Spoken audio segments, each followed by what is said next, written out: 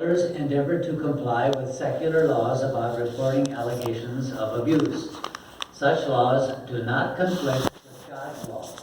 So when they learn of an allegation, elders immediately seek direction on how they can comply with laws about reporting it.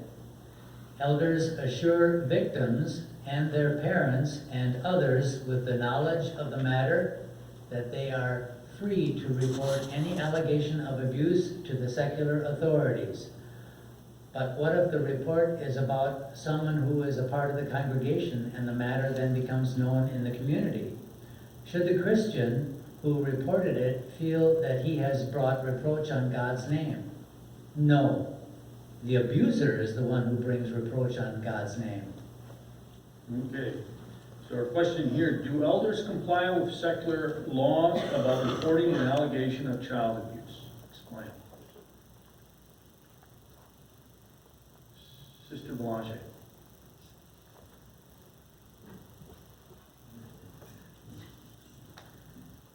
Yes, they do. They don't make they don't have any qualms of letting the secular authorities know what's going on. And they let the families know that are involved if they feel the need to report it themselves. They go right ahead.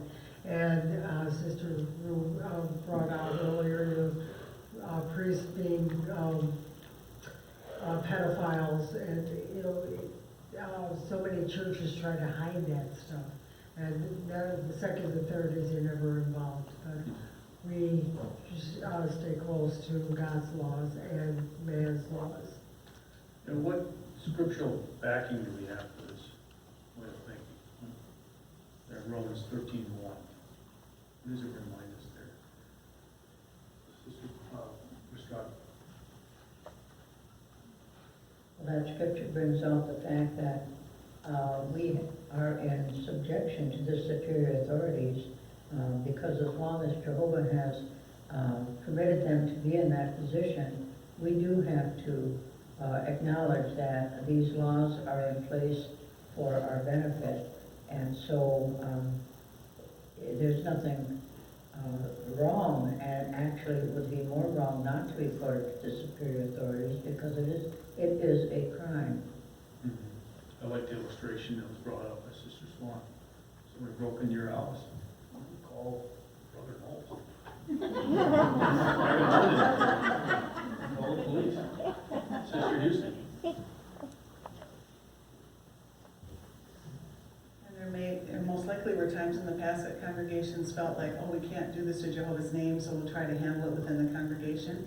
And we're getting the definitive now, no, this is not the appropriate way to handle it. And Sister Slater. That way it's left in the hands of the authorities just in case there are other incidents of that even happening within the neighborhood. So it may not be an isolated case. Mm-hmm. Very good. Brother Regan, you're coming. And unfortunately, it might be a victim who feels they're bringing reproach on Jehovah's name. That's just, there was a nice morning worship recently I appreciated about I don't know how they rephrased it. It was like inappropriate guilt or misappropriate guilt. And I could relate to some of that. So getting this clear direction, and sometimes maybe as an elder we have to keep reassuring a victim, this is not your fault. This is not your fault. You're not bringing reproach on Jehovah. We're here to help. Jehovah will help. It's nice to see this here. Mm-hmm. Thank you for highlighting that as well. Let's have paragraph 15 and 16. In the congregation, before the elders take judicial action, why are at least 2 witnesses required? This requirement is part of the Bible's high standard of justice. When there is no confession of wrongdoing, 2 witnesses are required to establish the accusation and authorize the elders to take judicial action. Does this mean that before an allegation of abuse can be reported to the authorities, 2 witnesses are required? No. This requirement does not apply to whether elders or others report allegation of a crime. When they learn that someone in the congregation is accused of child abuse, elders endeavor to comply with any secular laws about reporting the matter. And then they conduct a scriptural investigation. If the individual denies the accusation, the elders consider the testimony of witnesses. If at least two people, the one making the accusation and someone else who can verify this act or other acts of child abuse by the accused, establish the charge, a judicial committee is formed. The absence of a second witness does not mean that the one making the accusation is untruthful. Even if a charge of wrongdoing cannot be established by two witnesses, the elders recognize that a serious sin may have been committed, one that deeply hurts others. The elders provide ongoing support to any individuals who may have been hurt. In addition, the elders remain alert regarding the alleged abuser to protect the congregation from potential danger. Let's read 1 Timothy 5:19. Volunteer to read that. Sister Ringmeyer.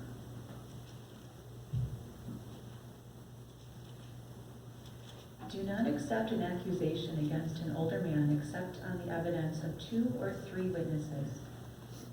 Okay, thank you. So according to 1 Timothy 5:19, why are at least 2 witnesses required before the elders take judicial action? Brother Regan. Because that's Jehovah's guidelines. He gets to say what's right and wrong, and elders are best by following direction, just like the rest of us. Mm-hmm. And it says judicial action, right? It doesn't use the word legal action, right? Elders are not involved in it. They're not police. Brother Knowles, did you have anything? Well, just Brother Regan talked about what it stated there in Deuteronomy 19:15, but then Jesus repeated it in Matthew 18:16. It's that standard that Jehovah set up has not changed when it comes to judicial matters. And we're not dealing with criminality here, but when we're dealing with judicial issues. Mm-hmm. Appreciate you reiterating what Jesus brought up. Brother Slater, your comment. This could be quite emotional when sexual abuse charges are leveled and people may get frustrated because it's normally done in secret and there is only one witness. So how can we say we need 2 witnesses? Why would that be necessary? Back in the 1980s, there was a preschool called McMartin Preschool, and it was in North Carolina. And there were like 70 children in the preschool, and it was claimed that all of them were sexually abused. And there was an overzealous prosecutor that prosecuted the people that ran and worked at the preschool. And eventually, no charges were filed because there was no physical evidence of abuse taking place. But it was an overzealous prosecutor who had herself been physically abused when she was a child. So this is why you need more than one witness. Yeah. Now, let's open it up to the B question. What do elders do when they learn that someone in the congregation is accused of child abuse? What do they do? Brother Zander. The outline here is clear. The first thing they do is comply with the secular laws to report the matter, and then they open up a scriptural case, judicial case. Yeah, very good. And what further action? Brother Jackson. It's noteworthy in the footnote it says a child is never required to confront the alleged abuser. A parent or another trusted confidant may advise the elders of the allegation without exposing the child. So the child can be protected from any further embarrassment or hurt feelings, or to help them cope. So it makes it it's a very nice opportunity to try to help them put salve on that wound. Mm-hmm. And Brother Miller. And even though there may only be one witness to the situation, so a judicial committee cannot be formed, it still brings out, it says the elders remain alert regarding the alleged abuser, assuming that it is possible that the charges were true. So they're still on alert then to protect the congregation from potential danger. Yes, Sister Torres.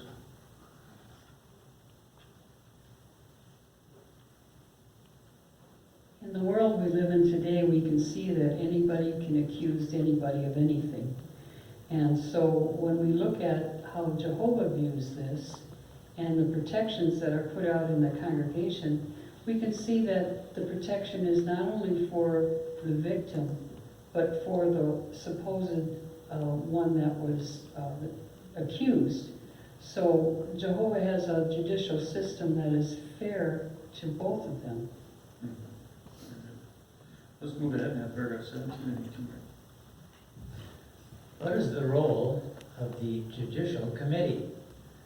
The term judicial does not mean that the elders judge or rule on whether the abuser should be punished by the authorities for breaking the law. The elders do not interfere with law enforcement. They leave criminal matters to the secular authorities. Instead, the elders judge or determine whether an individual can remain in the congregation. When elders serve on a judicial committee, their role is spiritual or religious. Guided by the scriptures, they judge whether the abuser is repentant or not. If he is unrepentant, he is expelled, and an announcement is made to the congregation. If he is repentant, he may remain in the congregation. However, the elders will inform him that he may never qualify to receive any congregation privileges or serve in any position of responsibility in the congregation. Out of concern for the welfare of children, the elders may privately warn the parents of minors in the congregation of the need to monitor their children's interactions with the individual. When taking such measures, the elders are careful to maintain the privacy of those hurt by the sin. Explain the role of the judicial committee. Sister Regan. It's not the elder's responsibility to decide whether a person should be, punished by the law or anything, whether for breaking the law. But their role is religious or spiritual, and guided by the scriptures, they determine whether a person is repentant and whether they can remain in the congregation or not. Very good. Thank you. Sister Janice, your comment. And I like that bit in the paragraph 18 about privately talking to parents of small children if there is a concern with someone in the congregation. And I recall back in the early 90s, an elder came to me because I had 3 small children and warned me because there was somebody who was in our congregation for a short period of time and then he left, and there was some concern about this type of behavior.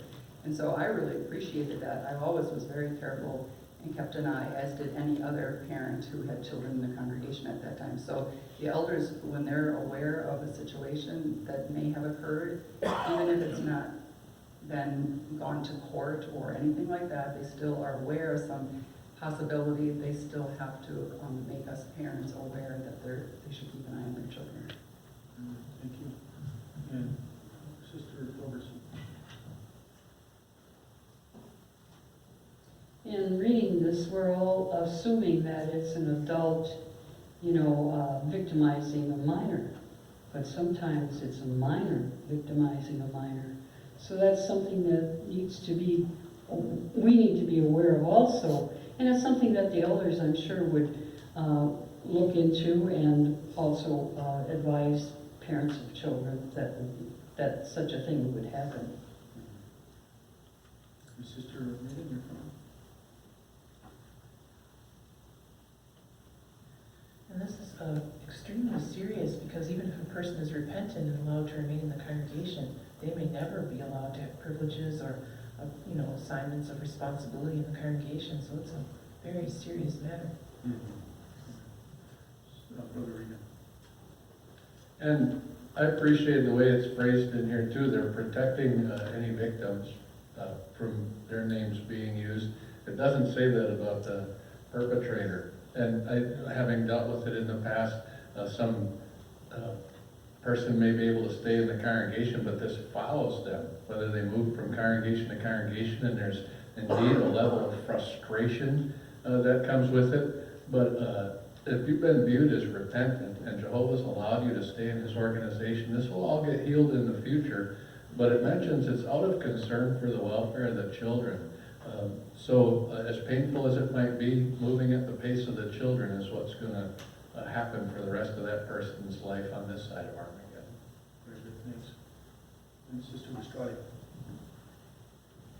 And the fact that this individual is stripped of any future positions of responsibility in the congregation is another loving arrangement of Jehovah, because if this individual still wants to be in the congregation, knowing that they'll never be able to give a public talk or be on the school, that would show a heart attitude of repentance possibly. But on the other hand, if they're in the congregation just to be somebody, and they know that they're never going to be anybody, and they don't come back, well, they've shown their true colors, and unless Jehovah sees something in the future that he can work with it, that individual will remain outside the congregation, and that also is a protection for the congregation. Very good. Brother Meyer, your comment? I was thinking that it's sad when we think that this type of thing can and has happened in the past within a Christian congregation, but yet on the brighter side, it's very few and far between in comparison to what's on the outside in the world. For instance, we're working in real estate. One of the common concerns that people ask me, they say, are there any predators in this area? And by law, we're only able to direct them to the sexual registration. And but it's interesting when they come back after doing that and researching it, they say, my goodness, they're all over the place. And you know, it makes it very difficult for some people to find a home that they feel safe and secure in. But it's just it's an interesting comparison, because how fortunate we are to have our elders and the organization focus on the safety and security to the best of their ability. Yeah, I mean, I'm involved in dropping my granddaughter off at grade school. It's amazing how many people drop and pick up their children from grade school. When I was in 6th grade, I hitchhiked back to the farm. You imagine you're a 6th grader doing that today? It's a whole different world, and you just have to learn how to deal with it. Next subheading, how to protect your children. Who have the responsibility to protect children from harm? Parents do. Your children are a sacred trust and inheritance from Jehovah. It is your responsibility to safeguard that trust. What can you do to protect your children from abuse? First, educate yourself about abuse. Learn about the kind of individuals who abuse children and the tactics they use to deceive them. Be alert to potential dangers. Remember that in most cases, the abuser is someone the child already knows and trusts. Second, maintain good communication with your children. That includes being a good listener. Remember that children are often reluctant to report abuse. They may fear that they will not be believed, or they may have been threatened by the abuser to keep the abuse secret. If you sense that something is wrong, kindly draw them out with questions and then patiently listen to their answers. Third, educate your children. Share with them age-appropriate information about sex. Teach them what to say and do if someone tries to touch them in an inappropriate way. Use the information that God's organization has provided on how to protect your children. And it says, see the box, educate yourself and your children. Okay, our question What can parents do to protect their children? See cover picture. So what can they do? Sister Blanchard? Well, as the picture brings out, we're going to educate ourselves and our children about these matters. Yes. And Sister Crystal? The first thing to do is to learn where the trouble is coming from. And bringing out that the fact that it's usually someone who the child knows, loves, and trusts, so that his family members, uncles and aunts, it could be babysitters, anyone who's going to be in vicinity with that child alone is a potential danger for your child. Yes. Brother Regan, I appreciate the second point, maintain good communication with your children, which kind of explains why I haven't told my parents yet. It's done now, it's so many decades ago, but I just assumed they weren't gonna listen. Sister Houston, you're coming. When you look at that picture, you see that young child in that book, The Learn from the Great Teacher, probably going through the two that they recommend in the listing, lessons 10 and 32. How sad it is that we have to start training our children that young to be alert. And the Caleb and Sophia video, but it's handled beautifully on a level that they can understand and very tactfully, so that they can be alert and they'll never be in a position like some of the friends that have been describing their pain today. Yes, Sister Swan?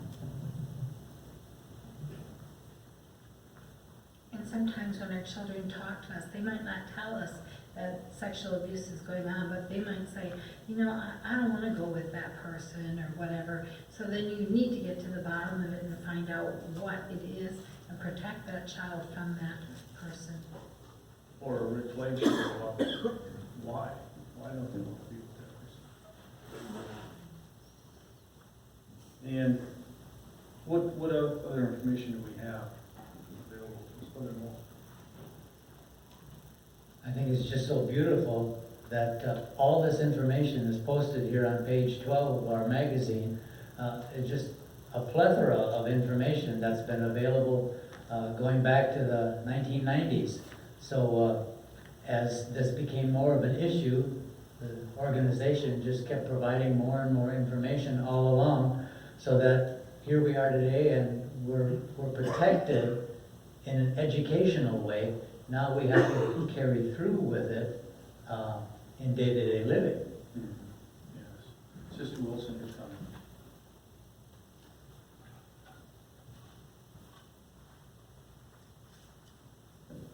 I was just thinking here about the child that would have fear that they wouldn't be believed. I just picture grade school kids and they're already anxious and already carrying this burden.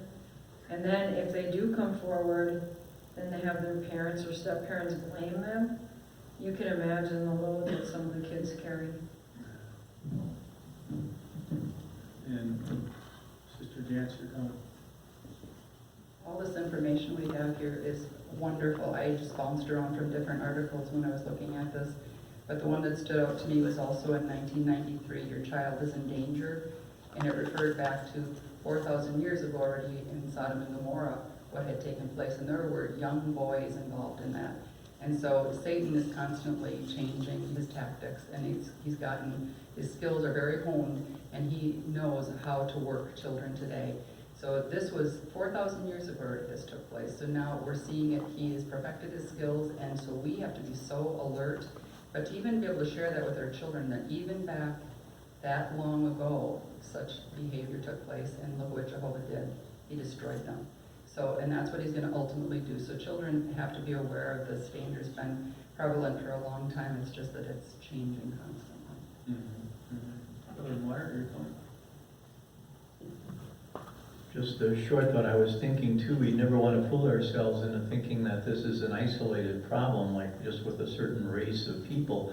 if we look at that page 10 again, or page 12 rather, it shows a lot of these different pieces of literature in a multitude of different languages, so it's, unfortunately, it affects everybody worldwide. It is unfortunate that that's the case. Sister, one last comment, Sister Shaw. One point that was brought out in the information was that a lot of children are taught to obey their elders or the adults. And the article pointed out that you don't really obey all the requirements of adults if it would be harmful to you. Thank you. Let's have paragraph 23. As Jehovah's Witnesses, we view child sexual abuse as a gross sin and a wicked deed. Governed by the law of the Christ, our congregations do not shield perpetrators of abuse from the consequences of their sins. Meanwhile, what can we do to help those who have suffered abuse? The next article will answer that question. Thank you, Brother Knowles, for reading. Paragraph 23, the question, how do we view child sexual abuse, and what questions will the next article answer? How do we view sexual or child abuse? Sister Ringler.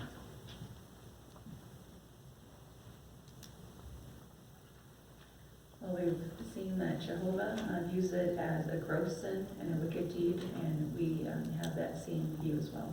Very good, thank you. And what are we going to address in the next article? Brother Strike. What can we do to help those that have been an issue, that this has been an issue with them? Yes. Brother Knowles, your comment? And to comfort the best way we possibly know how, and obviously the education from the scriptures is going to aid us in that. Very good, thank you. So how would you answer? Why is child abuse a grave sin? Sister Regan. It's pretty much a sin against everyone. It's a sin against the law, it's a sin against Jehovah, a sin against the victim and their family, sin against the congregation. Everyone's involved. It affects everyone. Very good, exactly. And Sister Crystal. And it cuts deep, it destroys people's lives. It's a stench that needs to be taken care of. Wicked deed. And when they handle instances of serious wrongdoing, what concerns do elders have? What did we learn? Brother Regan? I mentioned it before, there's 4 of them, but what I really like is one of the concerns they don't have is, how do we hide this? You know, it's like, how do we care for the congregation? How do we help the victim? How do we keep Jehovah's name clean? And I forgot the 4th one already. But it's nice to know, not how do we cover this up or sweep it under the rug. We gotta just take care of this. Brother Knowles? And the 4th one is the perpetrator at all redeemable?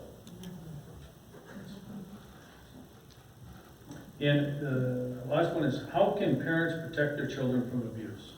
What did we learn there? Brother Jackson? We see a fine example, and most likely this is a family worshiper, the entire family there, and educating them and listening to them and helping them understand that they are always there for them if something does take place, and helping them to protect that opportunity from happening in some cases. Mm-hmm. Yes. And Sister Houston?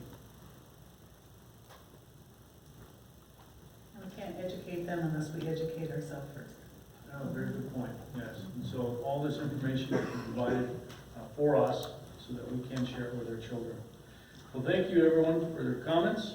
We'll invite Brother Crystal to conclude the meeting with prayer. We're reminded that we'll meet for service up front. The chairman, Brother Jackson, will take, 10 minutes to 11.